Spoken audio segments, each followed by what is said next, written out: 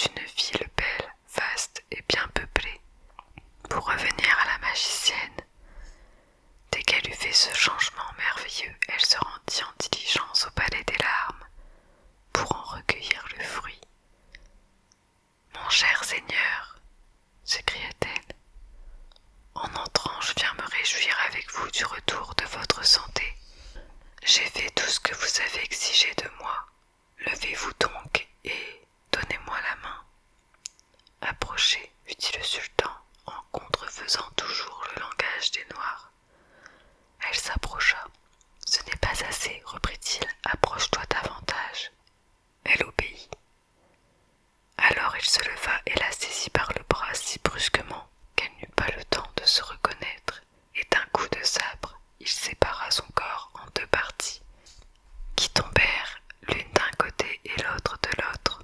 Cela étant fait, il laissa le cadavre sur place, et sortant du palais des larmes, il alla trouver le jeune prince des cils noirs, qui l'attendait avec impatience. « Prince, lui dit-il en l'embrassant, réjouissez-vous, vous n'avez plus rien à craindre. Votre cruel ennemi n'est plus. » Le jeune prince remercia le sultan d'une manière qui marquait que son cœur était pénétré de reconnaissance, et pour prix de lui avoir rendu un service si important, il lui souhaita une longue vie avec toutes sortes de prospérité. « Vous pouvez désormais, lui dit le sultan, demeurer paisible dans votre capitale, à moins que vous ne vouliez venir dans la mienne qui en est si voisine. Je vous y apercevrai avec plaisir, et vous n'y serez pas moins honoré et respecté que chez vous. » « Puissant monarque à qui je suis si redevable, répondit le roi, vous croyez donc être fort près de votre capitale ? Oui, répliqua le sultan, je le crois. Il n'y a pas plus de 4 ou 5 heures de chemin. Il y a une année entière de voyage, reprit le jeune prince. Je veux bien croire que vous êtes venu ici de votre capitale dans le peu de temps que vous dites, parce que la mienne était enchantée. Mais depuis qu'elle ne l'est plus, les choses ont bien changé. Cela ne m'empêchera pas de vous suivre, quand ce sera pour aller aux extrémités de la terre. Vous êtes mon libérateur, et pour vous donner toute ma vie des marques de reconnaissance, je prétends vous accompagner et j'abandonne sans regret mon royaume. » Le sultan fut extraordinairement surpris d'apprendre qu'il était si loin de ses états, et il ne comprenait pas comment cela se pouvait faire. Mais le jeune roi des cils noirs le convainquit si bien de cette possibilité qu'il n'en douta plus. « Il n'importe, reprit alors le sultan, la peine de m'en retourner dans mes états est suffisamment récompensée par la satisfaction de vous voir obligé et d'avoir acquis un fils en votre personne. Car puisque vous voulez bien me faire l'honneur de m'accompagner et que je n'ai point d'enfant, je vous regarde comme tel et je vous fais dès à présent mon héritier et mon successeur. » L'entretien du sultan et du roi des îles Noires se termina par les plus tendres embrassements. Après quoi, le jeune prince ne songea qu'aux préparatifs de son voyage. Ils furent achevés en 3 semaines, au grand regret de toute la cour et de ses sujets, qui reçurent de sa main un de ses proches parents pour leur roi.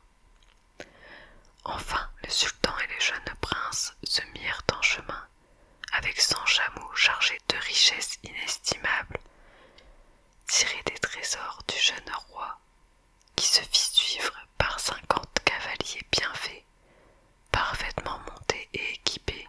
Leur voyage fut heureux, et lorsque le sultan qui avait envoyé les courriers pour donner avis de son retardement et de l'aventure qui en était la cause, fut près de sa capitale, les principaux officiers qu'il y avait laissés vinrent le recevoir et l'assurèrent que sa longue absence n'avait apporté aucun changement dans son empire. Les habitants sortirent aussi en foule, le reçurent avec de grandes acclamations et firent des réjouissances qui durèrent plusieurs jours. Le lendemain de son arrivée, le sultan fit à tous ses courtisans assemblés un détail fort ample des choses qui, contre son attente, avaient rendu son absence aussi longue. Il leur déclara ensuite l'adoption qu'il avait faite du roi des 4 cils noirs, qui avait